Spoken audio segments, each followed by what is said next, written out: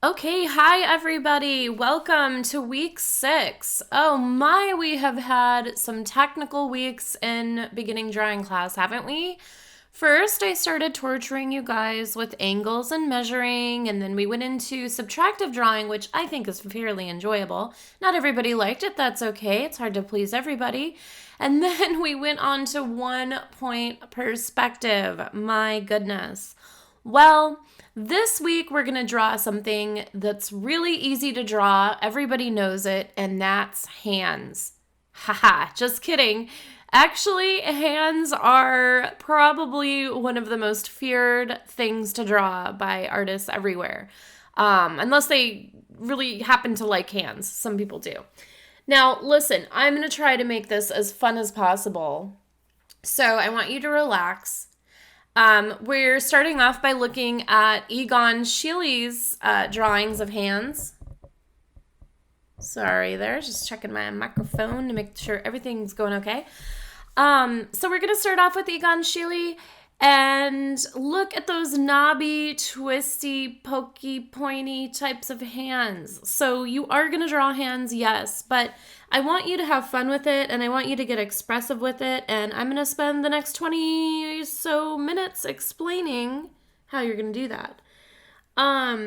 Let's see. So the first thing that I want to say is for this exercise, you're going to do 5 drawings total.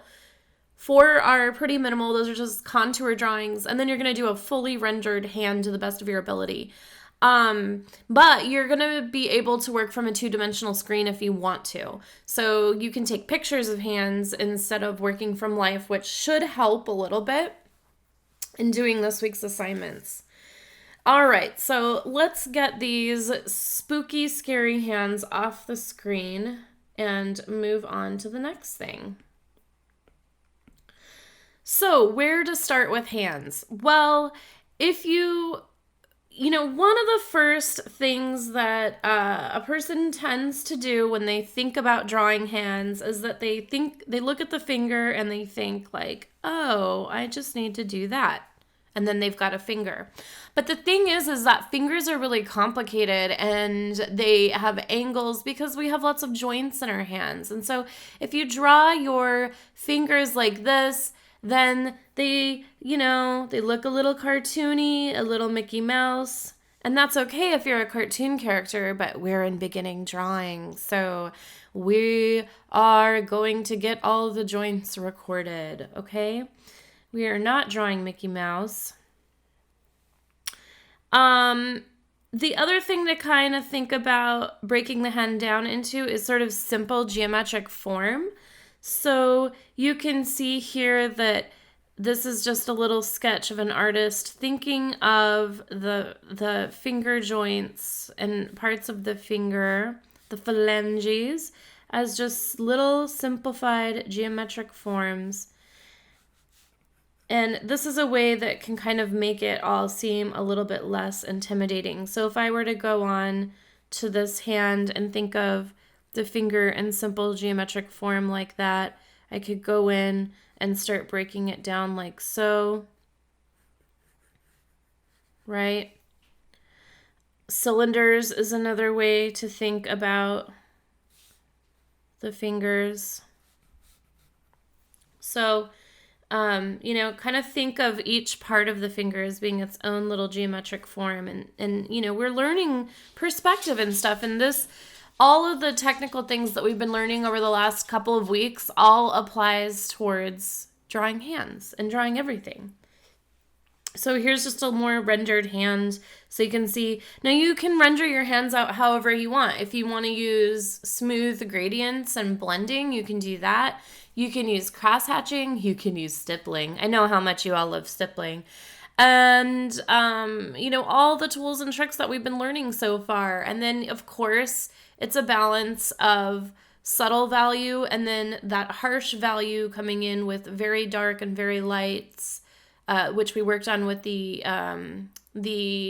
subtractive drawing, and then we went in and added details, punching in very dark values, subtle values of white and black, right, to really make the objects pop off of the paper. So So anyways, let's look at some more images here.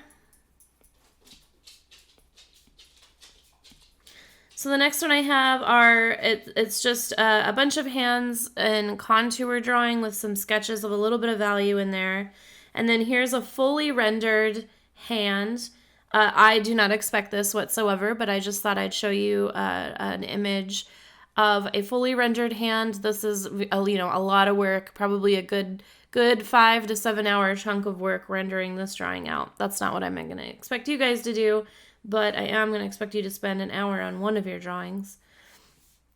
Okay, so let me see here. Shut that off and go on to the next thing. The other thing you can think about when you're drawing your hands is like your fingers are following curves generally. So, depending on how the hand is positioned, you are going to have these kind of nice curves that exist. Look for similarities of where things are all kind of touching on the same angle. You also have angles in the sense of how the fingers are angled in a certain way, so be thinking about our angles and measuring when it comes to like how long is the pointer finger. Well, you can use your measuring skills. Well, if the thumb is this tall, how many thumbs does it take to make the pointer finger? Oh, it's about 1.25, for example. So we're just building on all those skills that we've been learning this term. Okay, so let me go ahead and go to the top drawing here. And what I did is I went ahead and I did like a light sketch map. And I suggest that you do something of this nature. I started off with a light sketch map here. And so I've got the main parts of my finger kind of recorded there. And then what I'm going to do is go in and I'm going to create a contour drawing. And you are going to do 4 contour drawings total. I'll go through the technical details of the instructions here in just a minute. But I'm going to go ahead and just add in a contour of the hand here. And then I'm going to go in and show you how you can have a little bit of fun by exaggerating features of the hand. Okay, so give me just a moment and we'll go ahead and draw the contour drawing.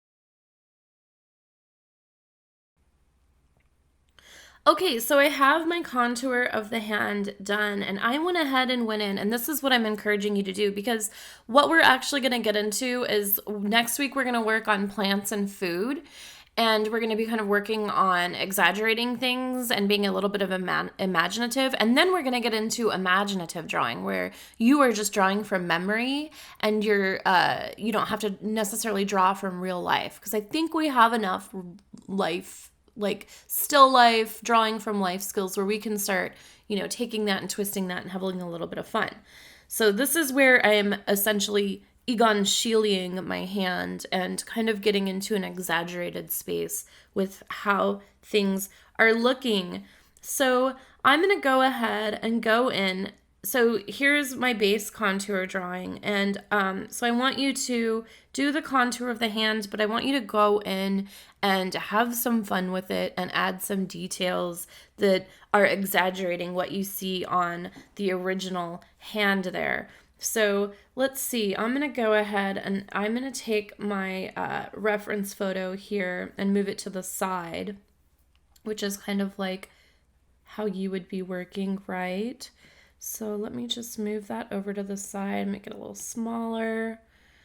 Okay, so now I'm going to go in and I'm going to kind of look at my photograph for reference, and I'm going to have some fun and go in here and do some like really gnarly knuckles and a few other things, and then contour drawing 1 will be finished. Okay, so here I go.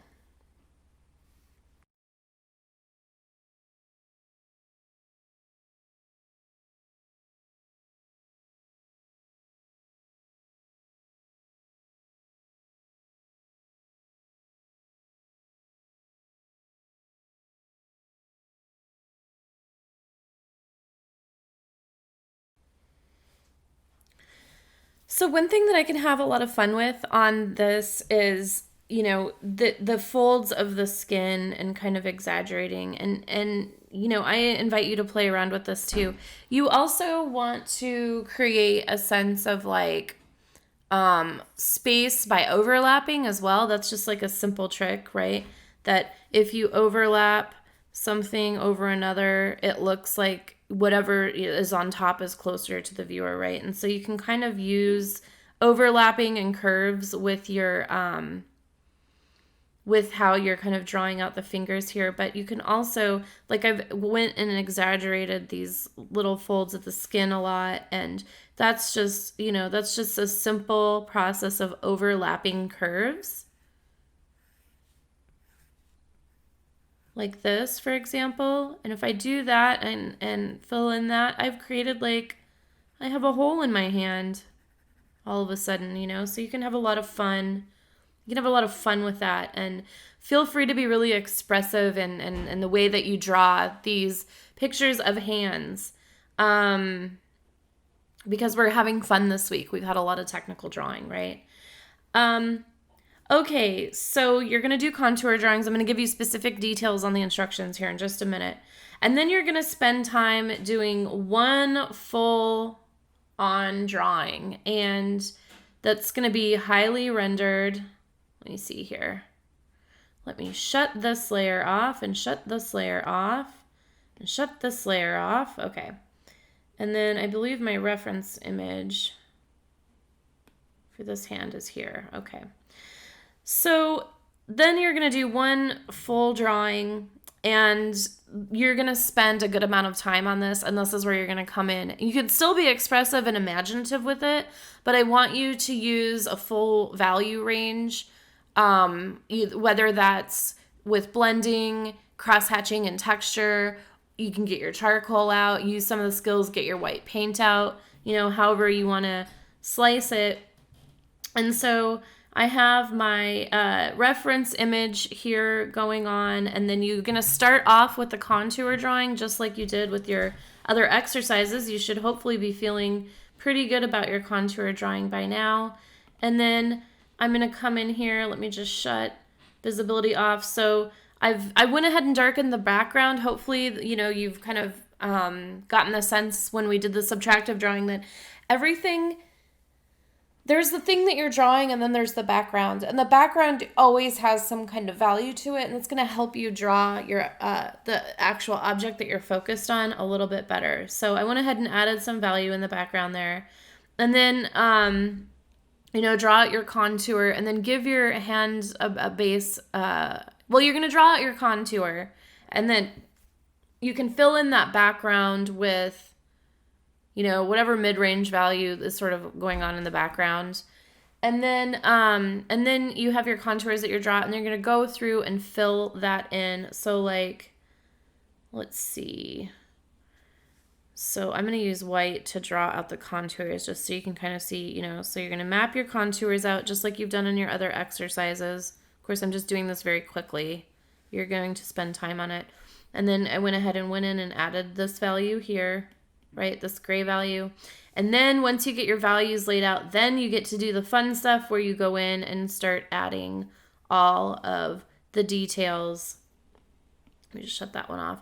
All of the details, the lights and darks. You're going to go in and add, peak, very, very small detailed parts where the light is hitting the fingers, where there are dark shadows, where there are wrinkles. You can go in and start playing around with the adding value. Like I went in and on this one, for example, exaggerated like these kind of bumps on the skin. So you're going to spend 1 hour drawing a highly rendered hand there. Okay, so let me go ahead and go through the detailed instructions for what you need to do. I will say that I've had people turning in drawings that are like little on sketchbooks, like little tiny drawings. And you need to be doing these drawings the size that I assign them, because it's different. Drawing something very, very small and very large are two different things. And so I don't want you to be doing tiny drawings. if you turn your stuff in and it's not obvious that you're using a full sheet of drawing paper, or it is obvious that you're not, I'm gonna send a note and say, you need to do this on the right size of drawing paper. So make sure that when you're doing your drawings for the week that you're following the instructions that I give in this video, and you're doing it on the right size of paper, okay? And the other thing that you need to make sure is that you're spending the time. If your drawing feels really rushed, like you just sketched it out really quick and you're not carefully considering where those contour lines are going, how they're sitting, you're not going to get full credit for the assignment if you're not putting the time into it. I don't know how else to better explain that. So anyways, what we are going to do for assignments this week is you're going to do 4 contour drawings, okay? And so you're going to take 2 pieces of drawing paper. You're probably pretty used to this by now, and you're just going to split those in 2. You're going to do drawing number 1. I want your hand to fill up that half of the page. I don't want you to turn in your half-page drawing and your hand's like over here and it's tiny, okay? That doesn't really serve the purpose of the drawing exercise. So then number 2, we want lots of hands. Oh, look at those hands. Oh, look at that hand. Wonderful hands, okay? So you should be spending about 20 minutes, I would say, ish, on each one of these. Maybe 20 to 30. All right, so 4 contour drawings. There's that. And then you're going to do 1 full render. So that's 1 full piece of drawing paper with the hand. It can be in whatever, your hand can be however you want it to be. I also suggest for the full render that you have dramatic lighting. So even lighting isn't going to be very interesting for you to draw. So, have it in kind of a dark space where there's a light coming across the hand. If you Google search image for hands to draw, I can tell you right now you're going to get really boring hands, because a lot of those people, the Google search are images that come back are going to be stock photos, and those are going to be hand models with really even lighting, because those types of images serve different purposes. So I suggest just take your own photos and have some interesting lighting going on just in general. But the lighting's really going to matter for the full render, because you're going to be going in and doing details with, your grayscale to create depth and texture. So 1 full render, and then this minimum of 1 hour on this drawing. And I'm going to be looking for use of value, contour lines as guides,